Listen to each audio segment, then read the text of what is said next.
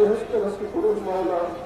আল্লাহ বাংলাদেশের সাবেক তিনবারের প্রধানমন্ত্রী সংগ্রামী মা আপসহীন দেশনেত্রী বেগম খালেদা জিয়াকে আপনি আপনার ডাকে সারা দিয়ে পরকালে চলে গিয়েছেন, তাকে আপনি বেহেশতবাসী করুন।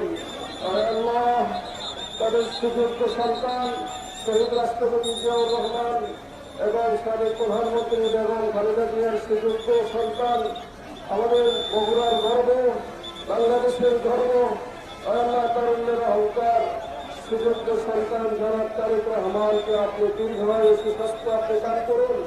আয় মাহবুব মাওলা, এই বাংলাদেশ তাকিয়ে আছে শহীদ রাষ্ট্রপতি এবং বেগম খালেদা জিয়ার সম্পূর্ণ কাজকে সম্পূর্ণ হওয়ার জন্য।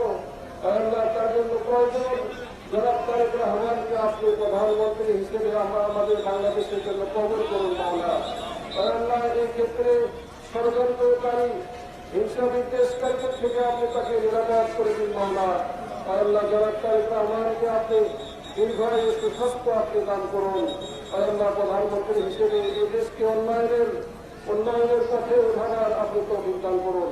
আল্লাহ বগুড়া তথা সারা বাংলাদেশের বিভিন্ন আসলে ধানের শীষের প্রতীকে যারা নির্বাচন করছেন তাদেরকে আপনি জনগণের ভোটে জনগণের মন দিয়ে তাদেরকে ভালোবাসা ভোট দেওয়ার তৌফিক দান করুন।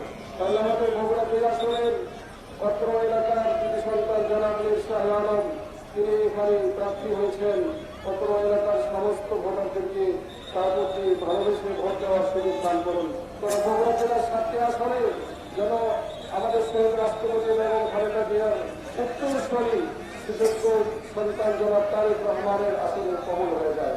আর আল্লাহ আমরা 17 বছর ধরে দোয়া করছি। আর আল্লাহ 17 বছরের মহাস্তান মাদার মসজিদে সেই দোয়ার কাঙ্ক্ষিত আমাদের মহান ব্যক্তিত্ব জনাব তারেক রহমানকে আজকে আমরা চাষে পেয়েছি মাওলা। আমরা তাকে বল থেকে ভালোবাসি। আমরা তার উপরে অনেক নির্যাতন জরুর হয়েছে। আল্লাহ আপনি তাকে সম্মান দিয়েছেন, সম্মানের জায়গায় আপনি কবল করে দিন মাওলা। আমিন আমিন। লা ইলাহা ইল্লাল্লাহু মুহাম্মাদুর রাসূলুল্লাহ।